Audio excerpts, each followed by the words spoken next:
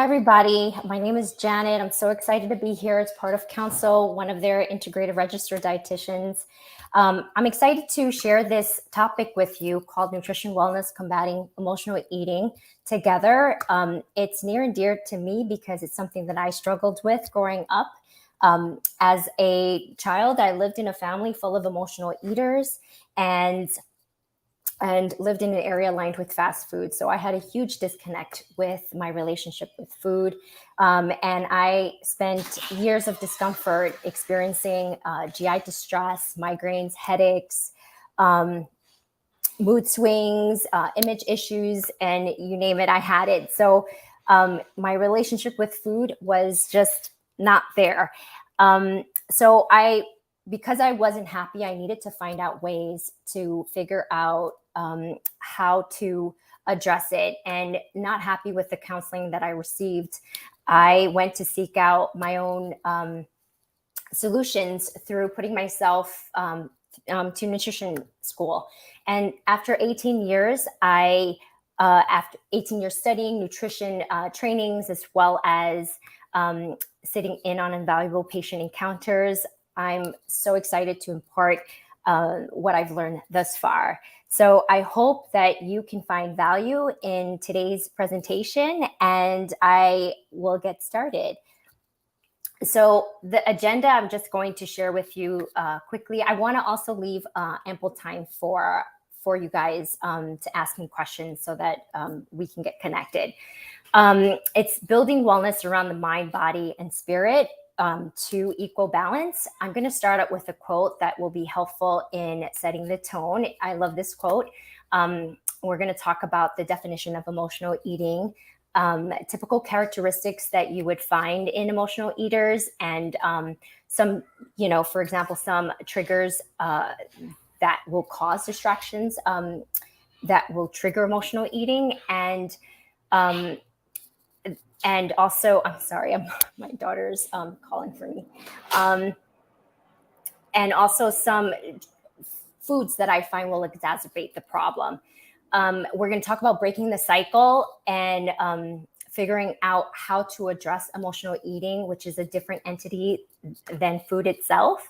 We're going to also talk about how to remove and reduce some of those triggers.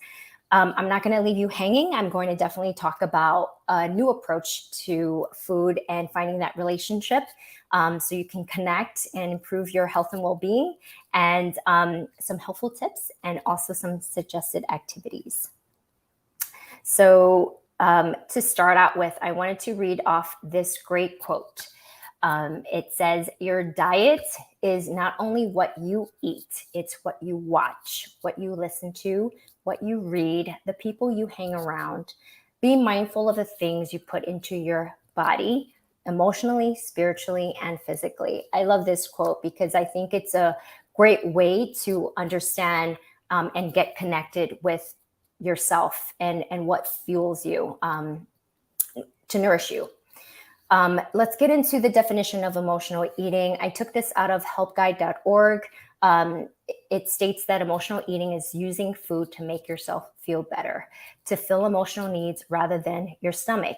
Unfortunately, emotional eating doesn't fix emotional problems. In fact, it usually makes things worse. Afterward, not only does the original emotional issue remain, but you also feel guilty. So, from overeating. So there's a paradigm. First, there's a trigger. So something that is stressing you out. And I'll share a little bit more about that because there's a spectrum of emotions that you can be experiencing. After that, you find an urge to eat. So some desire for food that you've connected to this trigger. And then you start eating and it becomes overeating. To the point where you feel guilty because you find yourself powerless over the food. So that's usually the paradigm that emotional eaters go through. I'm sure it's relatable. Some characteristics of emotional eating that I wanted to discuss. One is it's a learned behavior. So I'll give you an example. My mother, she, a beautiful woman, she shared her love through food. And in fact, it was a whole spectrum of emotions that you could say, projected onto onto me. So whenever there was a time of distress, she would offer food. Whenever there was a time for when there was discomfort, she offered food. When we were bored, she offered food. So this is kind of a way to soothe us with some kind of activity through food. And, you know, it could be anything to kind of soothe you. Often it is mindless eating, so you're not really chewing. It's kind of just an activity that you're doing. It usually isn't satisfying because you're not really addressing the emotion. It's just an activity in the interim. Typically there's cravings for specific foods, and in particular, I would say in the realm of something sweet, savory, or greasy. So that looks like cupcakes or pizza, French fries, for example. And it often leads to guilt. I would say that these trigger foods or craveable foods is often you find yourself overeating. So that's where the guilt comes in. We're going to get into some unhealthy distractions. So I find there are a number of unhealthy distractions. One, I would say, is social devices, social media. I've had patients who, in particular, every time she watched the news, she would want to go to some fast food joint, maybe KFC, she would say, just to suppress that feeling of helplessness and hopelessness. And that's what she usually shared with me. And I would, chat through strategies that she could work through, which I'll talk about today. But things like Instagram or Facebook or breaking news, sometimes YouTube, things like that. If you're finding yourself triggered by, stressful information, keep that in mind. It's important to be mindful of what you're watching. Next distraction is clutter. So this in particular has also come up in practice for me with a couple of patients. Whether it be a certain closet or mountains of laundry. So they would say, Janet, I can't listen to your recommendations, or I haven't done them because I'm still working on this closet, or I have laundry to go through and it's been really difficult. So you'll find that during nutrition sessions, sometimes we have to talk about some life coaching before we actually implement recommendations to figure out what are the challenges that's stopping you from following through. And that's, piecing, whether it's addressing a corner of the closet, whether it's taking care of the cart of laundry. So we want to integrate that and remove those barriers in the process.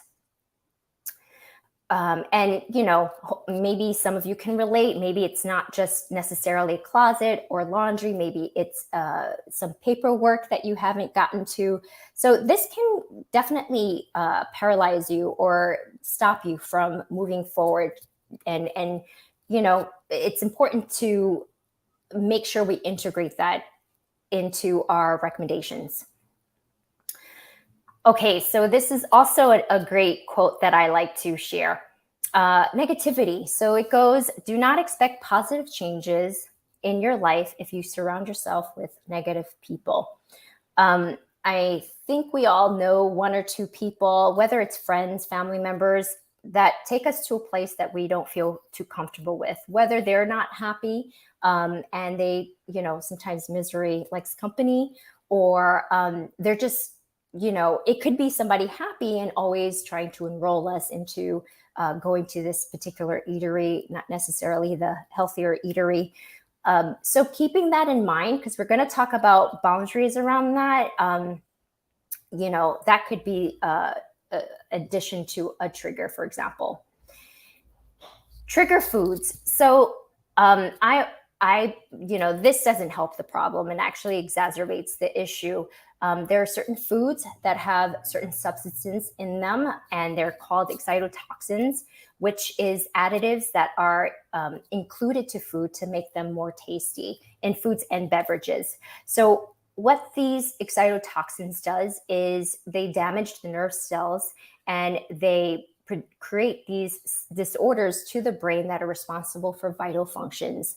For example, functions that control your hunger and satiety, your emotions, your endocrine glands, which control your blood sugar. So if you're, finding those kind of irregularities, not really feeling full or satisfied when you eat, finding those emotional swings, those mood swings, it might be because you want to look at the ingredients. And you could look, there's great information on Google. There's, if you look up excitotoxins, you'll see the type of additives that they put. And some additives, for example, is MSG, high fructose corn syrup, aspartame. So these are some examples. I love this website, Food Babe. They have ingredients to avoid in processed food. So you can refer to that if you want to check out, when you're shopping, some food ingredients or food, products that you want to avoid. I would also some quick mentions of, some Instagram friendly types of eateries. They tend to be making the, Instagram favorite because they are really loud with their massive portion sizes.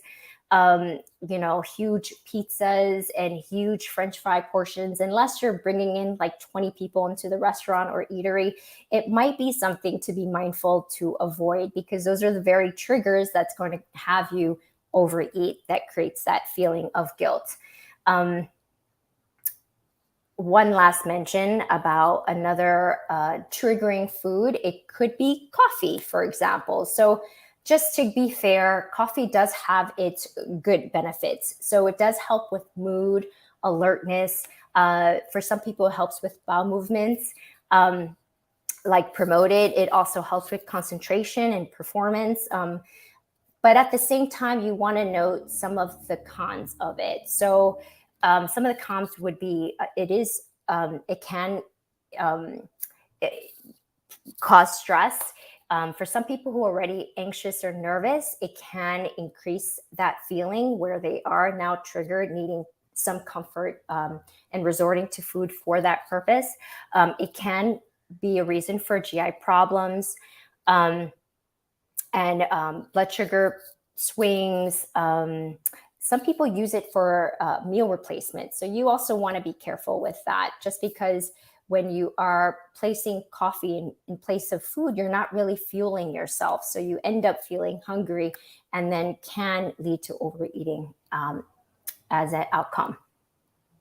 So I just went through some of the quick notes on, some reasons for these emotional triggers.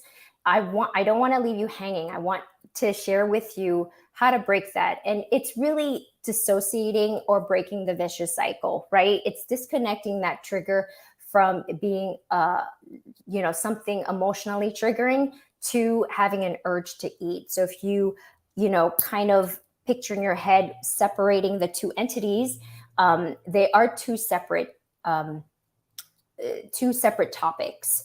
So how do we address emotional distress, right? Whether it's, comfort, whether it's something to soothe us, boredom, whatever that is, we want to address it with self-care activities. So, it's important to be mindful about it, right? So we could start journaling, for example, what's creating that trigger, instead of going immediately to resorting to food. You want to, what I call practicing self-care. And there's a lot of different varieties of self-care that we could share.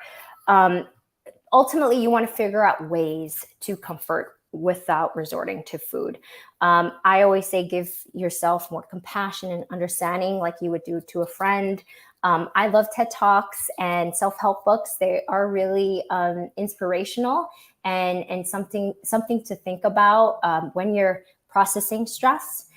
Some self-care activities that I think is a really great, gratifying way to soothe yourself is basically making an appointment to a spa, talking to a friend or family, for example, Physical activity, movement is really important. Walking through nature is also a great way to connect with, you know, um, greenery. Having that space outside the four walls is always great. I find it really alleviating. For some reason, you open that door and all of a sudden you feel that fresh of breath air, and it feels relieving in and of itself. Sleep is so key, and I find that it could be triggering when you are not sleeping enough, and then you're feeling more sensitive with combating the stressors of the day, and it's really because we need more sleep. Taking a hot bath, putting in your bath salts, for example, is a great way. Making time to watch something like funny, like a feature movie, are other examples. Of course, there's mental health therapists. I think they're really key also in this process. So if you find that family and friends aren't adequate or could be the reason why you're going through distress, it's good to include, somebody that you can connect with and talk about what's bothering you. So those are some options. I'm sure there are plenty of others that you guys have done, and I'd love to hear more about that. Let's talk about reducing or removing some of those triggers. For example, we talked about some YouTubes or Instagrams or things that feed us breaking news, negative information. How about reducing that upsetting news? So some of my patients, like I mentioned, have had that issue. So, we talk about maybe watching more comedy instead, not necessarily turning to those channels that create that distress, because what the outcome would be. So, we got to kind of look at our triggers and figure out alternative ways so we can switch things up. Start to declutter. Organizing is also part of probably removing some of these triggers so we're not as feel distress. I also wanted to say creating boundaries. So if you do know those negative people around you that is kind of bring you down, or having you enroll into going to these eateries, you want to create those boundaries, and whatever that is for you. For example, for me, I have family members that always wanted to go to the nearest fast food joint, and it was great for a time being, and it's not like a relationship that I can cut off, but you also want to be mindful of whether it's aligning with your health goals. And if it's not, then creating those boundaries and maybe saying, why don't we go here instead? Or, there's other options. For example, I've eaten already, but I can join you, if they want company, for example. So those are some things you can do to kind of, pacify that question.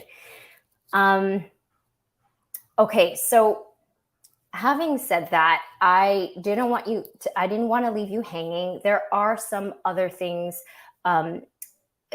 being that we broke up the distinction between emotional eating, I want to make sure that you, and we addressed the distress in inserting, embedding self-care to answer those questions. I want to make sure that you understand that there is a relationship to build with food that will empower, nourish, and fuel you. And I'm going to share those tips with you, which is really being mindful around eating. And these guidelines include, when you're eating, set the space to create the mood. So a lot of people kind of have like dual desk space, right? They eat in their table, and they also work there. So what I would suggest is removing the paperwork. If you need to have this one table, because I understand sometimes space is limited, removing your work space to make room for only eating, so that when you're eating, you're not also thinking about the next thing you have to do. So you're not really being present. So in this case, you definitely want to move your work material so that you can eat. Unless you have another table designated for eating purposes where you can, set the mood, play some music, things like that to just be present with your chewing, which brings me to the next thing is you want to chew well. And chewing well is so important. I usually mention 15 to 30 times to patients, but you can chew more. And that's a way to signal the brain to say, I'm getting tired of eating. And I bet you if I said chew for 100 times, you probably wouldn't finish that plate. So just keep that in mind. There's also lots of information around that, including how it's been a game changer for people to chew well so that they don't get the GI distress alongside that. So that's the second thing. Remove distractions, like I mentioned. So no watching TV, talking on the phone. I would say company can be distracting as well. So just be mindful around eating around people. Savor each bite. Texture. Texture is great because it requires you to chew. And be sure to hydrate. I think that's a lot of missing component. I'm here all day reminding my family, drink, drink, drink. I always have like a bottle of water or a cup of water in front of everybody just so that they know to go towards hydrating.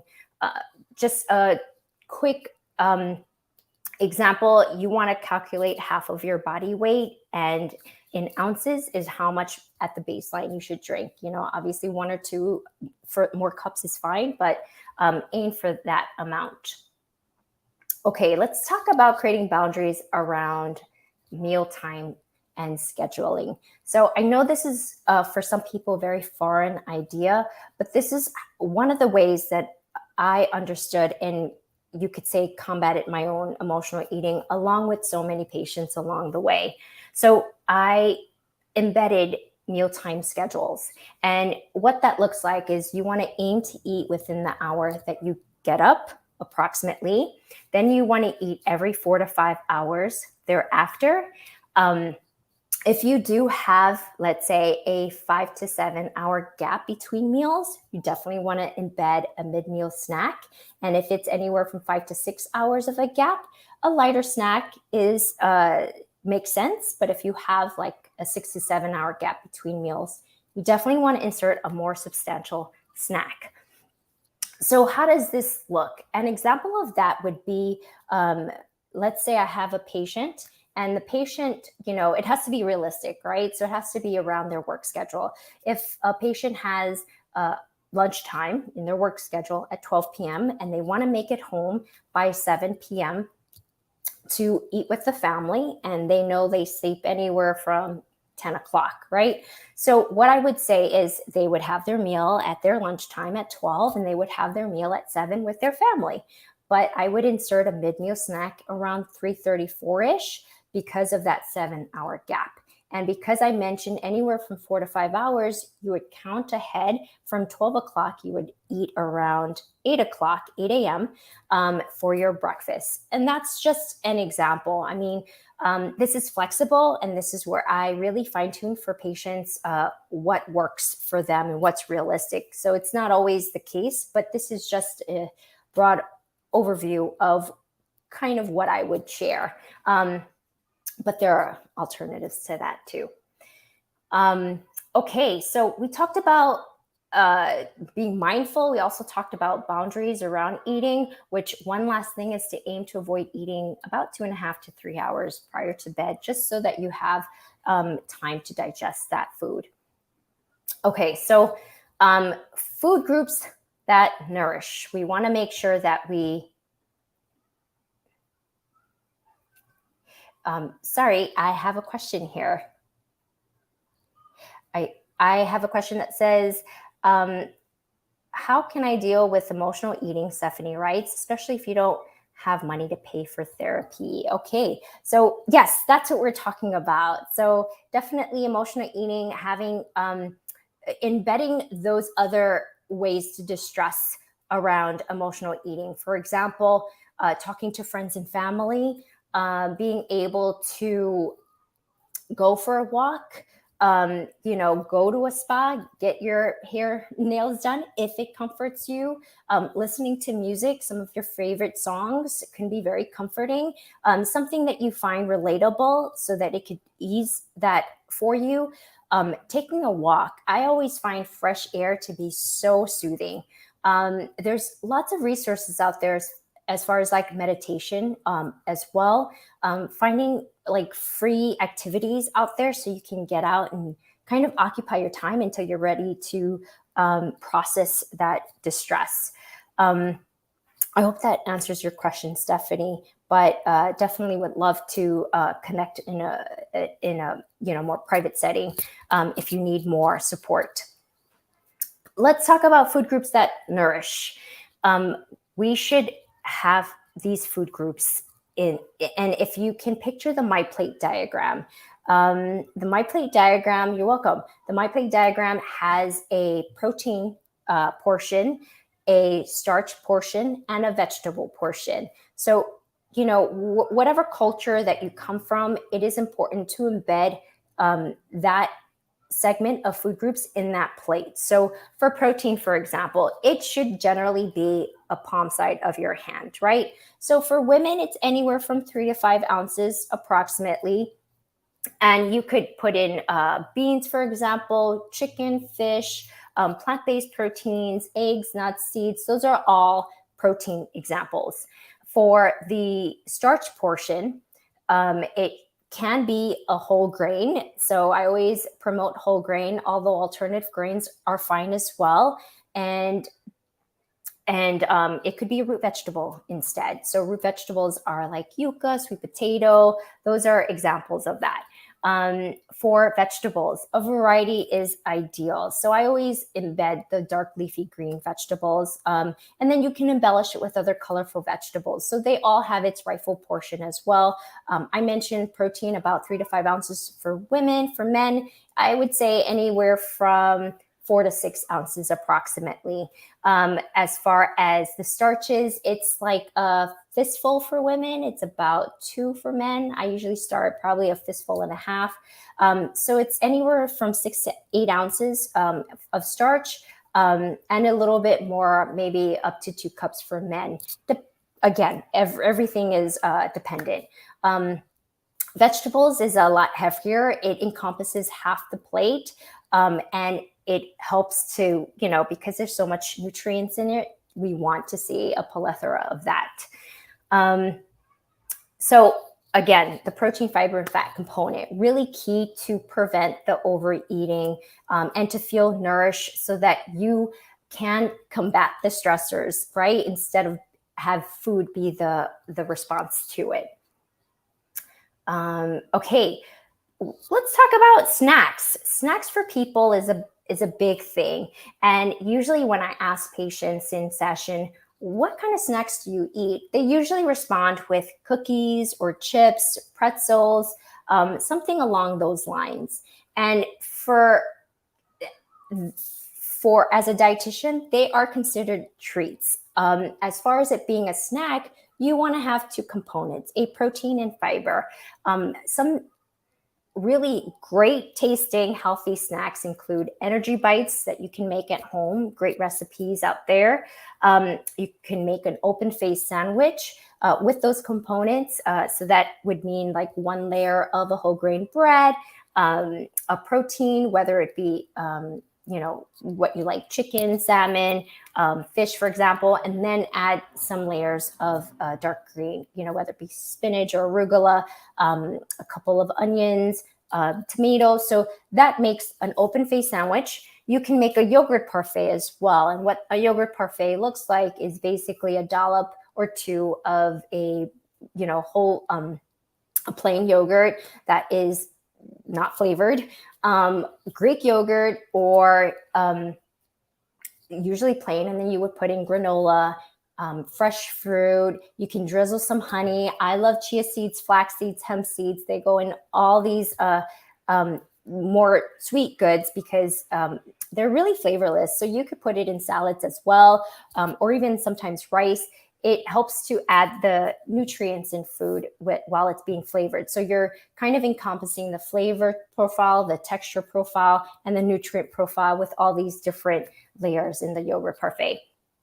So that's the snacks. Some helpful tips just to give you some food for thought, right? So you want to plan ahead. So you definitely don't want to wait till you're hungry, because that could be triggering, right? Because you're putting stress into your body, which then causes that overeating. So plan ahead. So stocking your kitchen with staple items.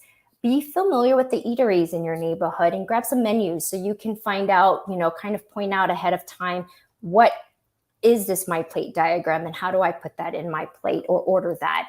I would always suggest cook food, ahead of time so you can bring for lunch and dinner and make it a healthy meal altogether. Let's recap now and some suggested activities, because I definitely want to answer more questions. I would say, like we mentioned, journal your thoughts. That's a inexpensive way to kind of process that trigger before heading to that desire connection of food. This is all part of working with embedding self-care, right? So what are your support systems, whatever that looks like, whether it's friends, family, whether it's enrolling a friend to walk with you in the playground or in a plaza, for example, whether it's taking a hot bath, which is also inexpensive. You don't need salts for that. Whether it's watching a feature film, I mean, everything is on Netflix and all those, you can subscribe to Hulu and all those places to kind of decompress and take your mind away for a bit. And, always engage in movement. It's another healthy way to de-stress. We talked about practicing mindfulness around eating. So chewing slow is really important. I really promote chewing slow. I think it's so key to really tasting your food. And there's a great mindful exercise where you want to take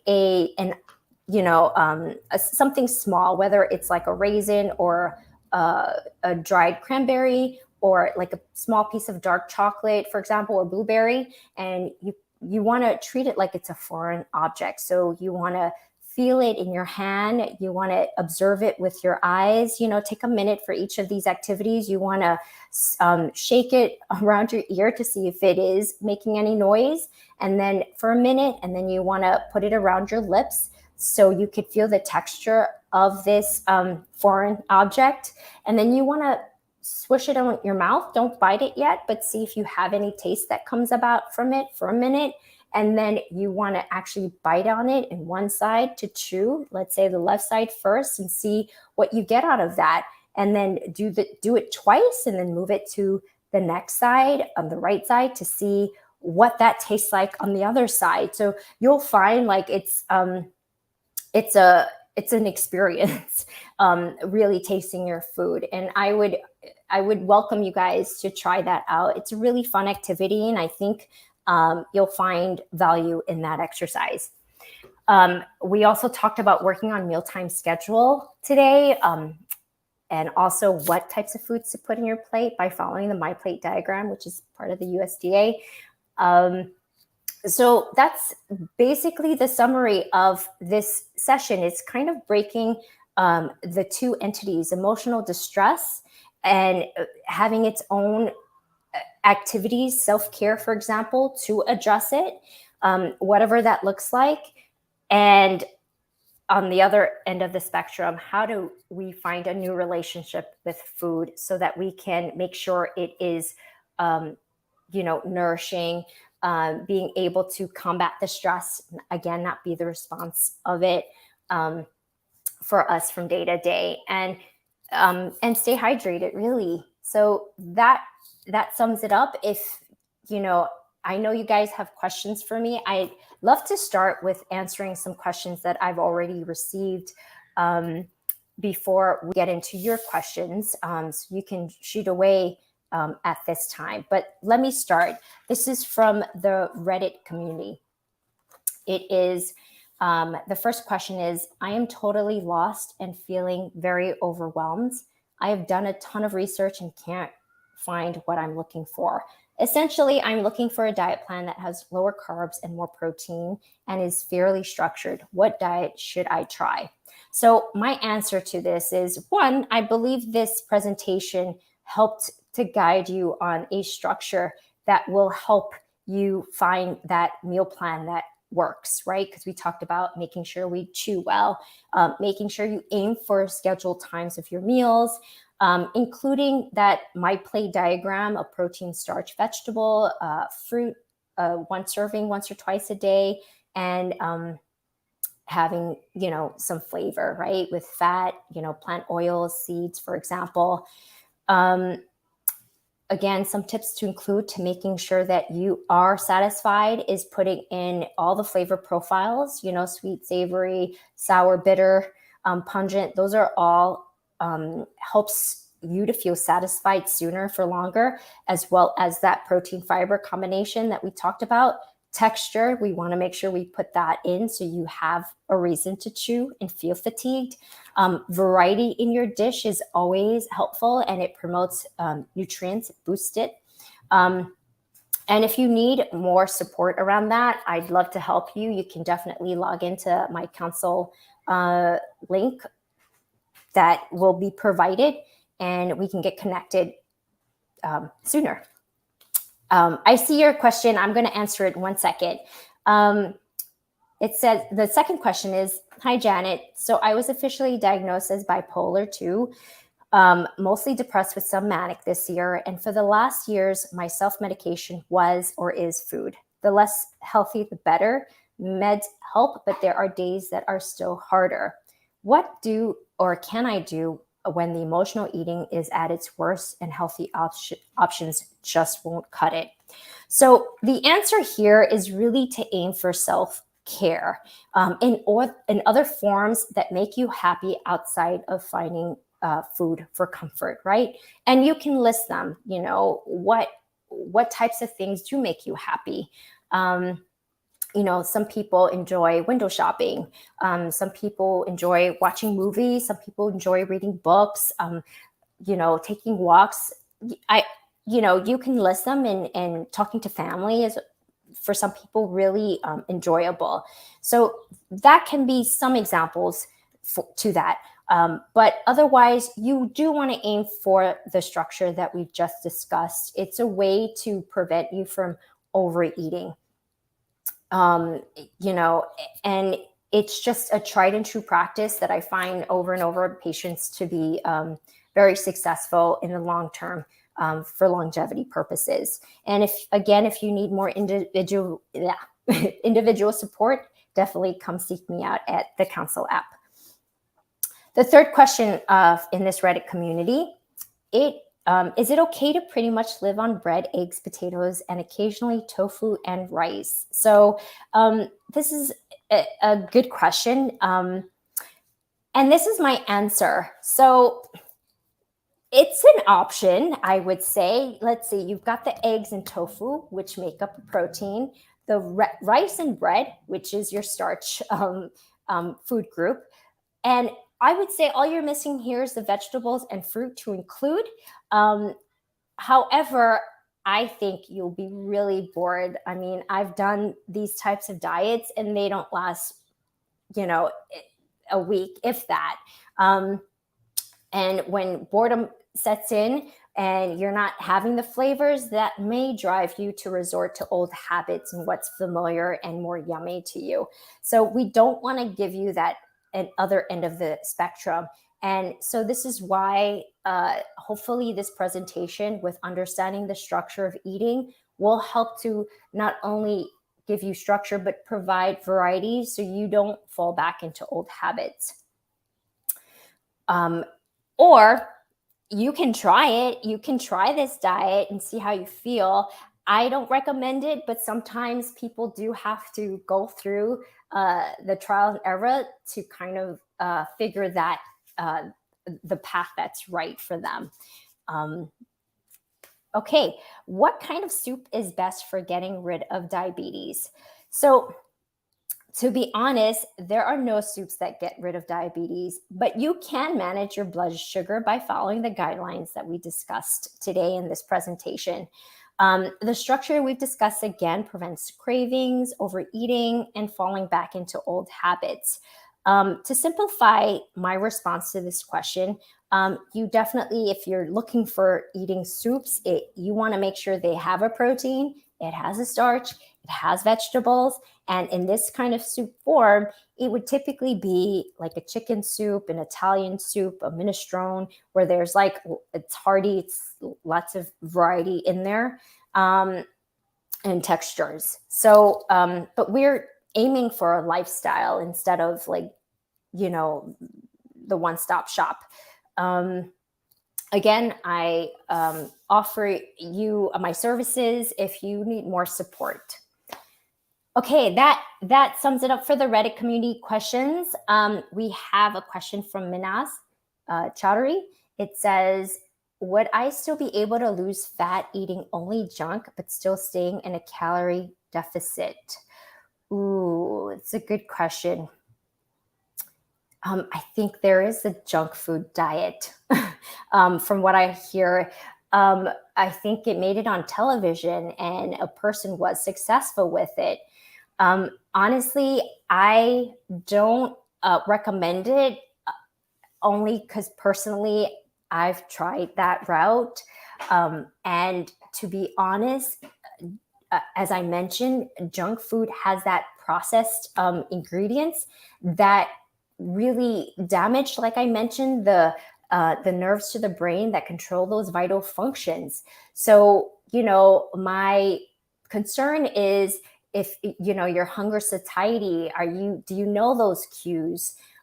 Your emotion are your mood swings, is that going to be affected? Your blood sugar, is that going to be affected?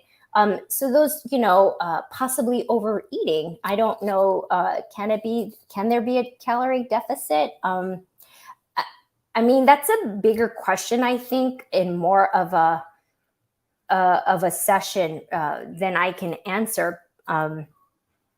Any calorie deficit definitely will have you lose weight. Whether you will lose fat from it is questionable. I don't see it being a very healthy diet, to be honest, so I couldn't promote it. I hope that answers your question. One last question from Stephanie. Do you know some foods that will help boost my energy during the day? I work 10-hour shifts. Some foods that will boost energy, yes. Water will definitely boost your energy. Sticking to meal times will boost energy so you don't fall behind. Fueling regularly, like I mentioned, will be very helpful in making sure you maintain fuel source. And making sure you have the food groups that we discussed, right? In variety, that will also help boost your energy. Also, activity will help boost your energy. Taking walks outside with fresh air boosts energy. So I hope that answers your question, Stephanie. Let's see. Okay, we have another question. Diane from Facebook asked, my husband and I fight all the time. To get him or the kids to do anything, I have to ask, then ask 3 more times, then resort to yelling. Then I eat to calm down. How do I get rid of emotional eating? So good question, Diane. I mean, I know this battle. I have, a family of my own, and I would say, I'm, not I would say the stressor here is, how do we approach this family dynamic? Because I think it starts there. So that in itself is what's triggering, and how to self-care around that, I think, is important. And again, we talked about boundaries, so I'm not sure what that looks like. to be honest, with limited information. But the answer definitely isn't resorting to food. So we discussed the self-care bit, which I think is really important, how to calm that down. Yeah, I mean, during session, we would definitely chat a little bit more about it, but it is not within my scope to share this in generally. But I do think it's helpful to work that family dynamic out. If for me, personally, because I understand the struggle of repeating things over and over for family. And sometimes it's a lost battle. And to be honest, some things I just take on. I heard this really great wisdom, actually for my sister, that it's not always 50-50 in relationships. I agree with that. And sometimes we just have to do what's best for the family. I'll leave it at that. Because I understand this dynamic. As far as calming down foods, drinking a hot cup of tea with, that has a little volume is very soothing, I find. Again, taking a walk outside, because fresh air is always very liberating. And then maybe having a discussion about your discomfort around this, constant issue. I think is communication is everything, and being transparent if it's helpful. Okay, so another question here. Isis from LinkedIn asks, my father just got diagnosed with GERDs, but I can't find foods for him. I just want him to eat healthier because he just refuses, and it catching up to him. Any suggestions? So much suggestions. I think today's webinar would be really helpful in his implementation of taking care of himself. But I do understand it's difficult to change habits. Acid reflux, they're typical triggers, right? Anything acidic, like vinegars, for example, anything fermented, anything greasy, could be also anything bubbly like seltzers, could be problematic. There are other ones that I can mention. So I usually work at this very carefully by, let's say, removing the triggers for a time period, anywhere, I generally say a month, and then reintroduce those foods back. However, I find that lots of times acid reflux is a response to stress and also aging. So, factoring that in, definitely removing certain triggers from the diet, and then seeing how he does. Obviously, overeating is a problem as well. So I think this presentation would be very helpful in implementing, so that there's not that volume issue for one, and more scheduled times of eating. So there's more smaller meals, for example, and removing some triggers and reintroducing them, because we don't want to remove them altogether necessarily if it's not warranted, but we reintroduce that. And again, I can talk at more length, Isis, if you'd like to schedule an appointment with me in this regard. Thank you for asking. Any other